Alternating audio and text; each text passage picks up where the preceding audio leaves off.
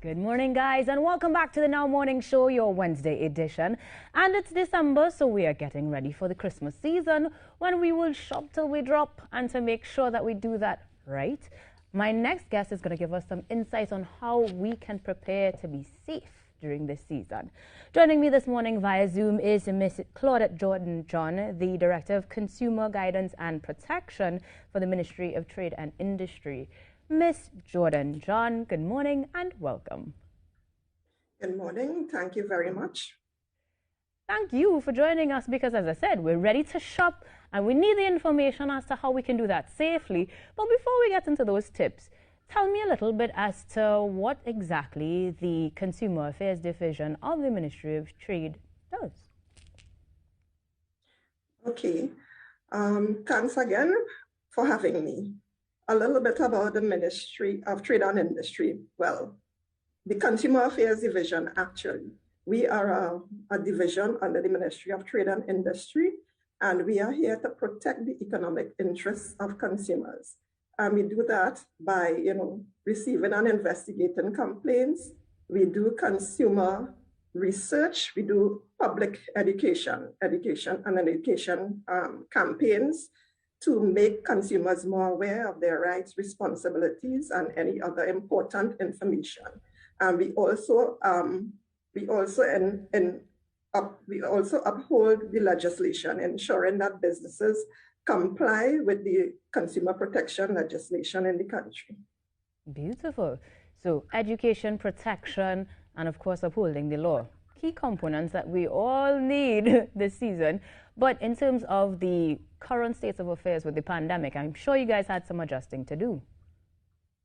We had, yes, quite a bit of adjustment as anybody else. One of the main things is that we could no longer interview and receive complaints face-to-face. So we had to revert to taking it online because we had 4 regional offices in different parts of the country: San Fernando, Pinal, Point Fortin, Arima, Couva. So that decentralized service was compressed only to receiving by email and on our Facebook page, and also by the consumers calling our 800 line. So in spite of that, we were still able to render efficient and effective services to members of the public. Beautiful. Now tell me, over the last year or so, because 2020 presented its own sort of challenges, what were the types of complaints that you would get from consumers, for example?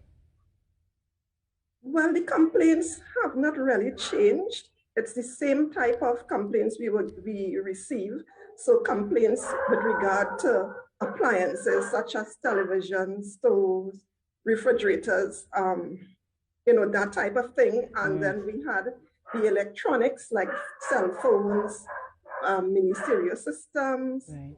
And then we had the more generic type of things, like maybe somebody had a service, perhaps they paid for a service in the pandemic and they didn't get through. Right. But it's, for the most part, it's the same type of complaints we have received. Same old.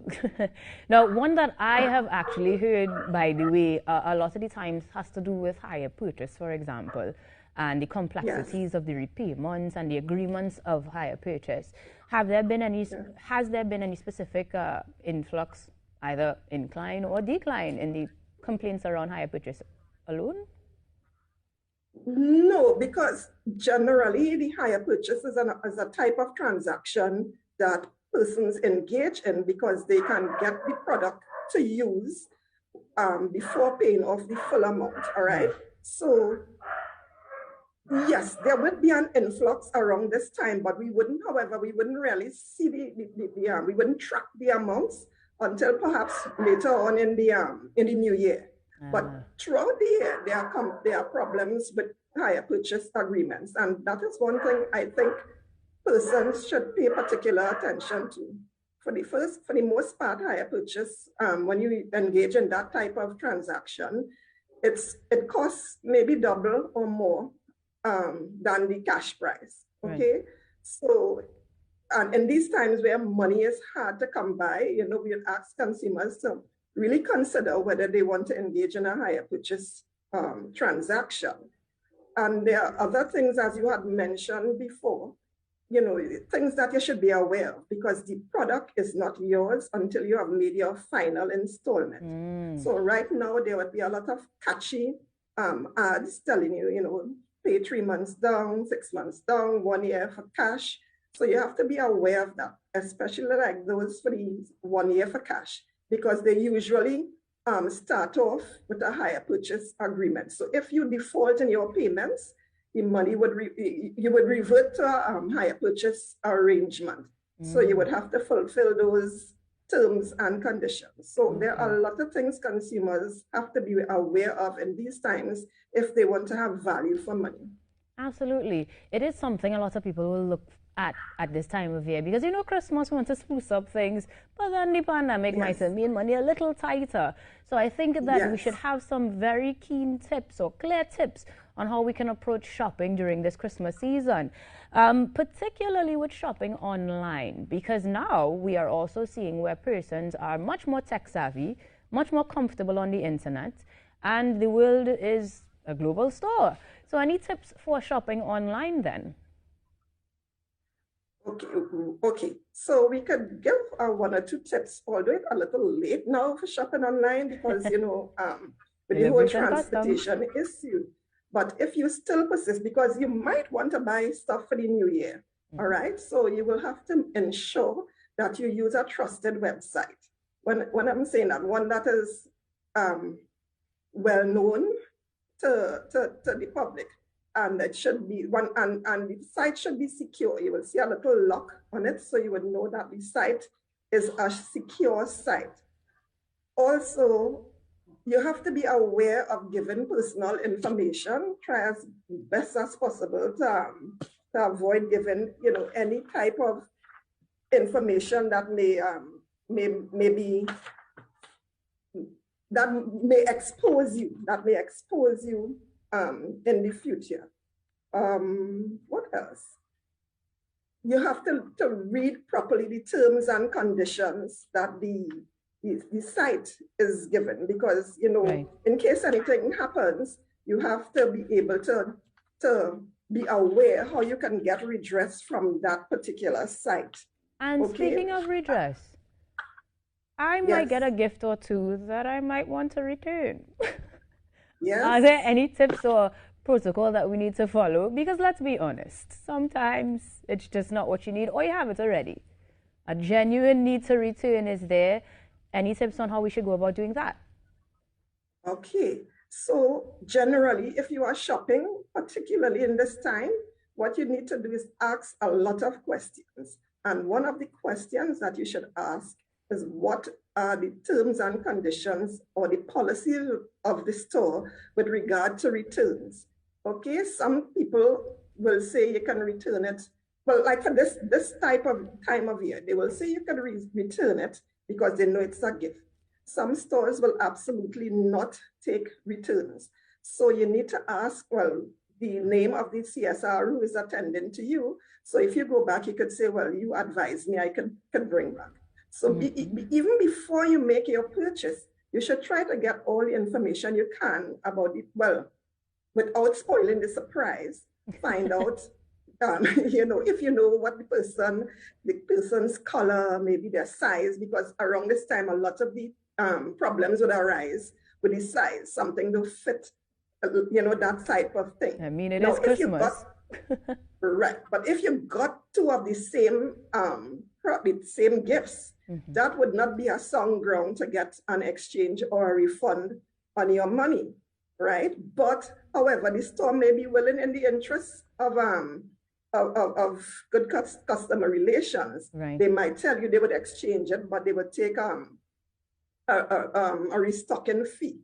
Right. But for the most part, you as the consumer have to ask the relevant questions to ensure that if you do return a product, you would either get something to the value of it, you could get it exchanged, or if you would get a refund of the money. So that would be a negotiation with you and the supplier.